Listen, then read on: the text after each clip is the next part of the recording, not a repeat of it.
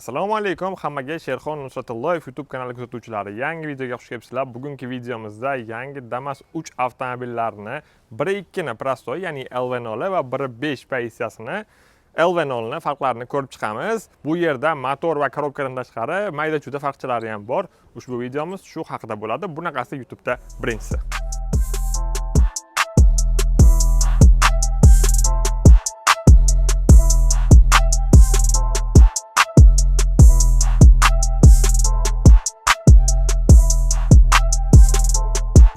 Yuqorida aytib o'tganimdek, ikkala pozitsiyaning asosiy farqi motor va korobkasida. 1.2 versiya, 1.2 turbo porshali sepli motor bo'ladi, injektor motor bo'ladi. Bu bilan birgalikda 5 bosqichli mexanik korobka bo'ladi. 1.5 motor ham turbo porshali sepli motor, faqat bunda 6 bosqichli mexanik korobka bo'ladi. Motor kuchiga kelsak, bu avtomobilni, ya'ni 1.5 versiyani 103 ta ot kuchi bor. 1.2 pozitsiyani esa 81 ta ot kuchi bor. Ya'ni bu faktik otidan ham ma'lum, 1.2 ni kuchi biroz kamroq. Biz 1.5 versiyani test qildik. 0 dan 100 gacha necha sekundda chiqishini dragi bilan o'lchadik. Avtomobil 14 sekundda 0 dan 100 gacha tezlashyapti. Menimcha minivan kuzovi oilaviy minish uchun, ro'zg'or bob avtomobil uchun 14 sekund yomon emas. Benzin sarfini ko'pchilik so'raydi. Ikkalasiga ham 6,5-7 litr aralash siklda deb benzin berilgan. Xudo xohlasa, orqada turgan 1.5 versiya mijozimizniki yetib kelgan. U aka bilan men ancha yaxshiman. Avtomobilni xarid qilib olib ketadilar xudo xohlasa bugun. Keyinchalik men sizlarga o'shidan so'rab aytaman. Siz haydab yuribsiz, real hayotda benzin sarfi necha litr bo'lyapti yoki metan qo'yaman deyaptilar, metan bilan necha kilometr yuryapti. Bu bo'yicha Telegram kanalimga alohida video qilib chiqarib, ma'lumotlarni ulashaman. Aytgancha Telegram kanalimga obuna bo'lmaganlar, pastda havola qoldiraman, obuna bo'lib qo'yinglar. U yerda zo'r yangiliklarni tashlab boraman. Narxlarga kelsak, ushbu 1.5 LV0 narxi 149 million 11 ming so'm. 149 million deb o'rsak ham bo'ladi. 1.2 ni LV0 pozitsiyasi esa 139 million 675 ming so'm. Deyarli 10 million so'm narxida farq qiladi. O'z yo'nalishimga o'tib oldim. Endi meni ko'zim bilan sizlar avtomobilni ko'rishlaringiz mumkin bo'ladi. Birinchi navbatda aytib o'taman, bu nega juda oddiy, даже oynalari elektron emas ekan deb o'ylayotganlar, buni 5 million qimmatiga full versiyasini xarid qilsalaringiz bo'ladi. Uni obzori ham YouTube kanalimda mavjud. Shunday ekranga chiqaraman. Sizlar bu videoni ko'rib bo'lgandan keyin, like-chalarni bosib bo'lgandan keyin u videoga ham o'tib, bemalol ko'rishlaringiz mumkin. Ko'pchilikka o'sha full qiziq bo'lyapti, sababi tumanka, oblisovka, sakadiska, mana bular qora bo'lmaydi, deshidastalar qora bo'lmaydi, o'rindiqlar kapitanskiy, tepada konditsionerlar, qisqasi full zo'r rostdan ham. Lekin ushbu LV0 pozitsiyalar ham kimlargadir qiziq, kimlargadir kerak aytib o'tdim. Aynan LV0 pozitsiyasini mijozim xarid qildilar. Aytdim o'shiga LV1 bosib olsangiz bo'ladi, lekin 5 millionga deb. Menga kerak emas o'sha narsalar dedilar. Menga shunisi ham ma'qul dedilar. Kimgadir bu ma'qul, kimgadir LV1 ma'qul. Hammasini obzori bor. Faqatgina hozircha meni kanalimda 1.2 versiyani fulli obzori yo'q. Xudo xolasa uni ham obzor qilib sizlarga 1.2 ni fulli va 1.5 ni fullini yonma-yon qilib video chiqaraman. Motor ichini ochib qo'ydim. Biroz ma'lumotlar berib o'tib ketay. Asosiy farq motor va korobkada. Ikkalasida ham miya bor, ikkalasida ham ABS bor. Bu yoqda predahnator bloklari, hamma narsalari bir xil.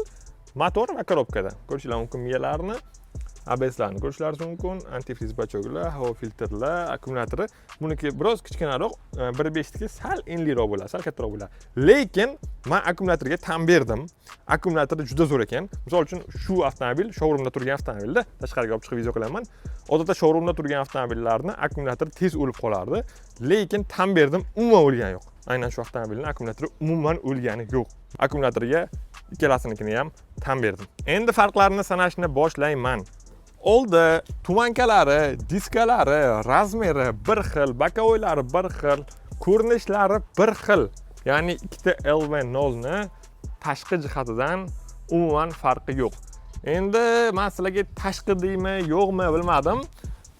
Orqa laboyda LV0 da 1.2 versiyada abagrev yo'q, ko'rishingiz mumkin. Ichida spirallari mavjud emas oddiy qaytganda, lekin 1.5 pozitsiya LV0 da orqa laboyda mana ko'rishingiz mumkin. Abagreflari bor, ya'ni erta qor yomg'ir yoqqanda balkim sizlarga kerak bo'lsa ishlatishlaringiz mumkin, lekin menimcha kerak bo'lmaydi deb o'ylayman, chunki buni ustida qor turmaydi-da, tushib ketadi yoqqan qor. Keyingi farqlardan biri bu ularning kaliti. Yangi Damas 3 avtomobilini faqatgina eng prostoy 1.2 ni LV0 pozitsiyasini kaliti mana shunday bo'ladi, ko'rishingiz mumkin. Oddiy kalit. 1.5 versiyasini prostoyi, 1.2 ni fulli ham hattoki mana bunaqa pult bilan jihozlangan bo'ladi. Cobaltnikiga o'xshab ketadi. Ochish, yopish va mana bo'lsalar ichidan kalitchasi chiqadi. Mana ochib salaringiz bo'ladi mana. O'g'irlikka qarshi tizim ham bor. Ya'ni siz avtomobilni qulflab ketdingiz, oynani sindiribmi yo bir yo'lni qilib avtomobil eshigini ochdilar deylik, avtomobil signalizatsiyasi ishlab ketadi, tit qilib ogohlantiradi, baqiradi, chaqiradi, oddiy aytganda. O'zining zavodskiy signalizatsiyasi bor. 1.2 da afsuski bu narsa yo'q.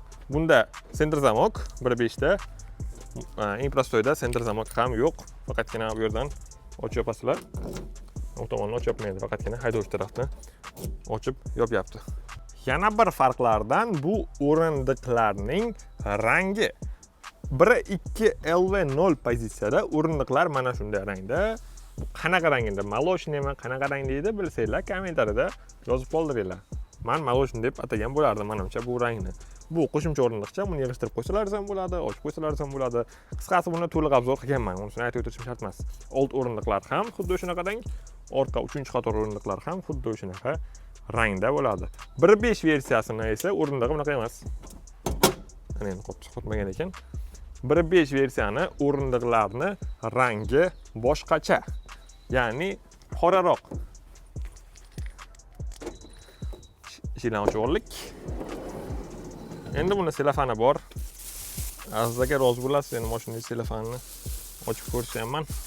Ko'rishingiz mumkin. Buni rangi biroz boshqacha, yon tomonlari qoraroq rangda. Endi telefon kamerasida biroz ochroq ko'rinyapti, lekin u daraja och rang emas. Qoraroq rangda, tepasi biroz ochroq, kul rangga o'xshab ketadi. Chiziqlari ham bor. Buni orqa o'rindiqlari ham, o'rta o'rindiqlari ham, old o'rindiqlari ham xuddi shunaqa rangda. Farqi rangida bo'lyapti. E'tibor beringlar, faqatgina rangida. Lekin meni o'zimga ko'proq u yoqdi, sababi qanaqadir inomarkani vidini berib o'rganday bo'ladi-da. Lekin qorasi oddiyroq ko'rinyapti. Meni nazarimda sizlarga qanday ko'rinyapti? Fikrlarni yozib qoldiringlar. Menimcha 1.5 ga bunaqasini qo'yib, 1.2 ga qorasini qo'ysa ma'qulroq bo'lardi. Endi men unga aralashamayman. Birdaniga obshivkalarni ham ko'rsatib ketay. Mana shunday ko'rinishda, selofanli bo'ladi. Buni almashtirib olsalaringiz ham bo'ladi. Misol uchun vaqt o'tib o'rgan sari qiriladi, chiziladi. Xohishga qarab, menimcha bemalol obshivkani yechib alishtirishlaringiz mumkin. Oynalari shunday. Keyingi farq mana bu yerda ko'rishingiz mumkin. Ikkita bo'sh knopka bor, 1.2 pozitsiyada. Bu yerda funksiyalar bo'lishi mumkin edi. Bu funksiyalar 1.5 ga qo'shilgan. 1.5 pozitsiyani obshivkasini ko'rishingiz mumkin. Bir xil 1.2 LV0 bilan asosiy farq bu yerda ikkita knopkada. Bittasi datchik давления shina, ya'ni balloni dam pasaysa yonadigan joyi. Ikkinchisi stabilizatsiya tizimi. 12 Trackerlarda, Malibu Equinox'larda yoki undan qimmat mashinalarda Nexia 3 ni ham Euro pozitsiyalarida ushbu knopka mavjud. Bu knopka o'zi nima deydiganlar uchun, bilmaydiganlar uchun ma'lumot. Anti-buksirovочный sistema deyiladi. Ya'ni sizlar ko'cha-ko'ylarda ko'rasizlarki, yosh bolalar chayillatib qo'zg'atishadi mashinalarni. Xuddi o'sha chiyillab qo'zg'alishda birdan buksovat qilib ketishni oldini oladigan tizim. Mashina buksovat qilib ballon to'yilishni boshladimi, оборотni avtomatik pasaytiradi va bir xil tempda qo'zg'alib ketishga harakat qiladi. Bu ballonlaringizni yelanmasligiga, ballon yemasligiga olib keladi. Bu knopka ikkita vazifasi bor. Bitta bosib qo'ysalaringiz o'sha anti-buksirovka o'chadi. Sizlar chiyillatib qo'zg'atishlaringiz mumkin bo'ladi. Keyin buni 5 sekund, 10 sekund bosib tursalaringiz, yana bir narsa o'chadi. Bu yerda rasmchasi chiqadi. Ichkarida mashinani aynan ana shu rasmcha chiqadi-da. Bu chiqqandan keyin avtomobil stabilizatsiyasi ham o'chadi. Ya'ni sizlar ketyapsizlar, katta yo'llar birdan mashinalar to'yib ketdi deylik, ana bunaqasiga. O'sha paytda avtomobil o'zini o'zi tutishga umuman harakat qilmaydi. Xavfsizlik yo'qoladi.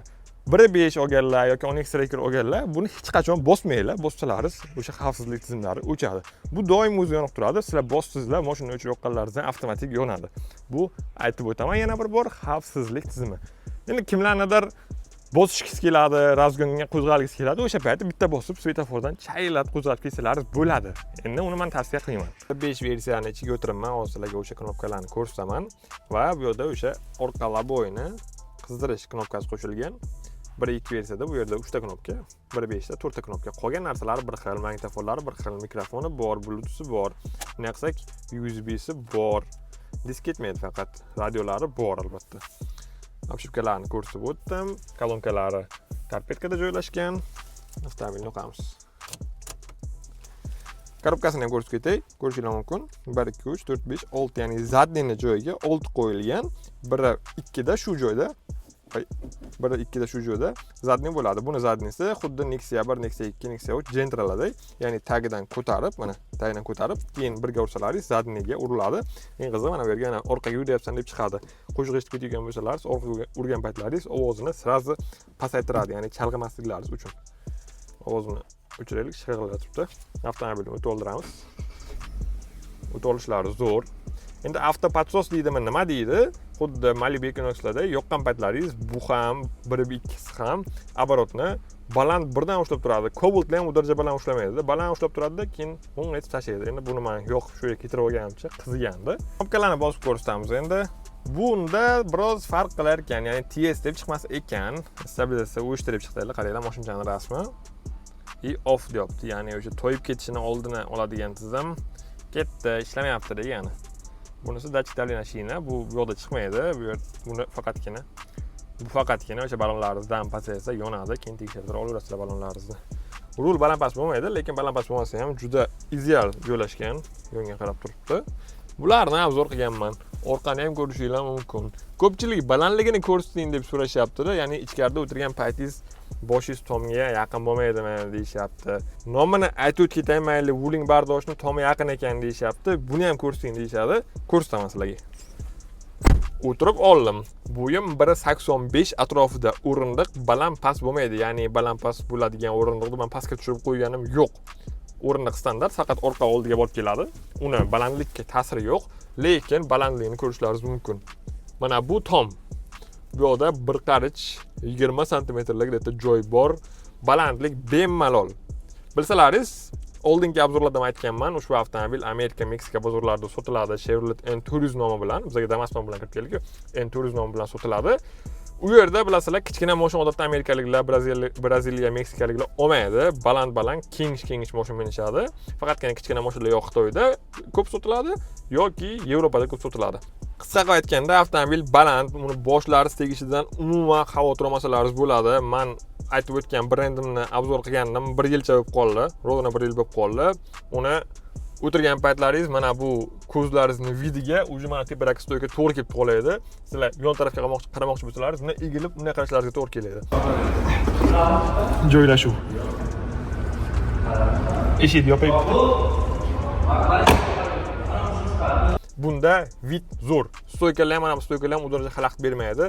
Ko'rinish chotki, kapot ko'rib turasizlar, oldini sezib turasizlar, qayergacha borganini. Tepalaringiz tegmaydi. Uchib tushsalaringizdan bitta boshlaringiz tomga tegmaydi. Orqa o'rindiqlari ham xuddi shunday. O'tirgan paytlaringiz tomga bosh tegish ehtimoli vobshe yo'q.